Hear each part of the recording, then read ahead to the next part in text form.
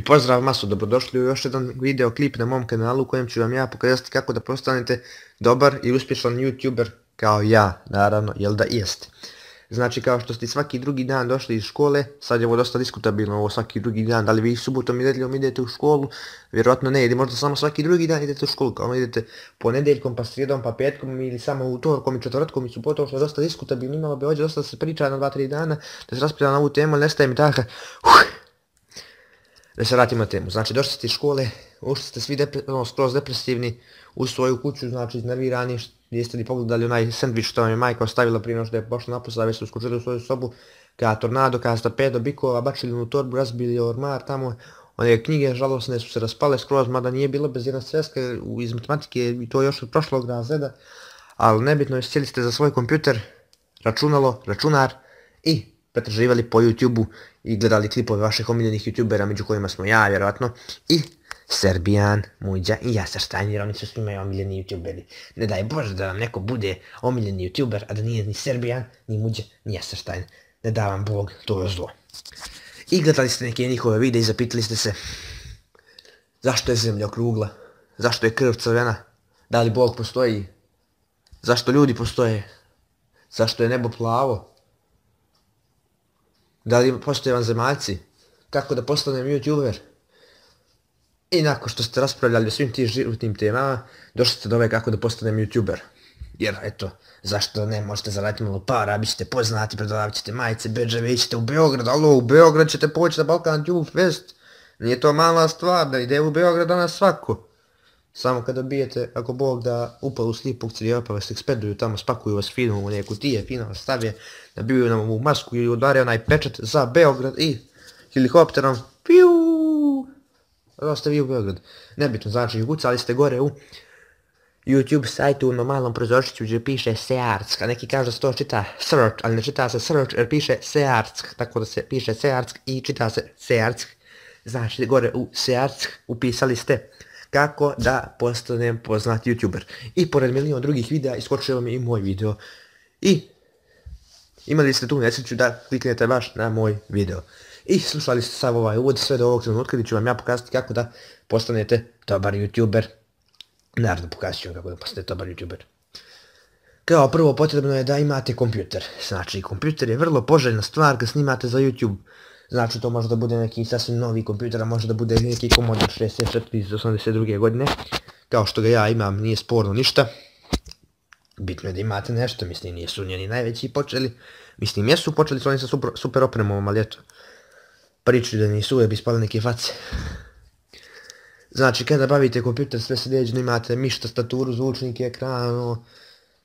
Poželjno bi bilo da imate struju, što je sad opet dosta diskutabilno, jer kako ste vi gledali ovaj video ako nemate struju, mada možda ste pošli kod komšije pa ste gledali ovaj video, mada ako vi nemate struju, moga bi komšija isto tako lako da nema struje bez ako vi niste platili račun zadnja 4 mjeseca pa su vam isključili. Neću dolaziti sad u tu priču, znači ne bavite struju nekako, snađite se da pravite svoju hidroelektranu, neki potok iza kuće, nebitno skroz. Onda poželjno da imate internet da biste te iste klipove mogli da uploadujete na YouTube. YouTube, znači YouTube. Što bi rekli Hrvatima, da i Srbi to dosta češće govore. Nije ljudi YouTube, nego YouTube. Sad će da mi nabiju hejt zato što sam rekao da je YouTube, a ne YouTube. Vratimo se na temu. Nakon što imate i kompjuter i struju, potrebno je da imate taj internet. A znači možete ga nabaviti sasvim legalno, pođete u poštu fino, kupite router, priključate se na telefonski kabel ili samo ukradete od komšije preko wirelessa, kao što sad svijet pošteni radi, krade od komšije. Jer svi mi imamo toga komšiju koji ima super brz internet, koji radi neđe tamo u nekom ministarstvu i on ima para, mi drugi nemamo, šta ćemo.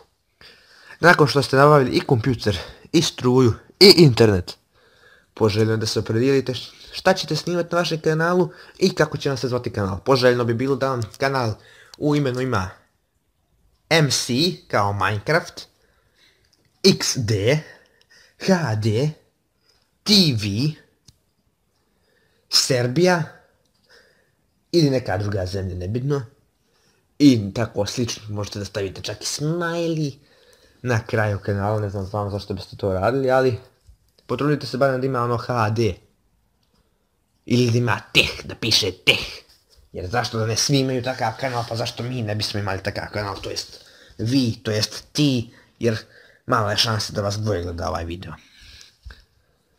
Nakon što ste smislili ime, potrebno je da smislite ideju za novi video. I svi ćete naravno prvi video napraviti uvodni video na mom kanalu, jer zašto da ne može nam se tako ostati mogućnosti. I onda drugi video bi trebao već da bude nešto vezano za vaš, to jest za temu vašeg kanala. U to neću dolazim, sami izaberite temu, da li će to biti gaming kanal, roast kanal, neki kanal o modi, kanal o nekakvim trenizima. Skroz vaša stvar. Nakon što ste izabrali temu, potrebno je da snimite video. Također je vaša stvar kako ćete vi to snimati, da li ćete snimati tosterom, usisivačem, ne znam, ručnim satom, trimerom ili kamerom, ne daj Bože kamerom. Neko nema trimer, moramo sad kamerom snimati, ne možemo svi trimer imati. Šta će ti trimer ako živiš u grad? Ništa.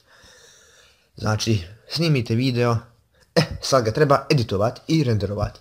A kako se to radi? Pa skinete fino Camtasia Studio. Zašto Camtasia? Zašto ne Sony? Zato što je Camtasia lakša i brže se skida nego Sony Vegas Pro 13 ili ako imamo neki 64-bitni sistem, Sony Vegas Pro 14. Mada mi imamo ovaj 32-bitni, tako da ja i cijela moja režija koristimo Sony Vegas Pro 11, mada ne koristimo njega, nego Camtasia, njega smo samo jedan put isprobali, znači Camtasia zato što je jednostavnija i lakša. Mi nećemo da se sad tu, ne znam, nerviramo oko nekakvih super efekata, nam je video dobar sam po sebi.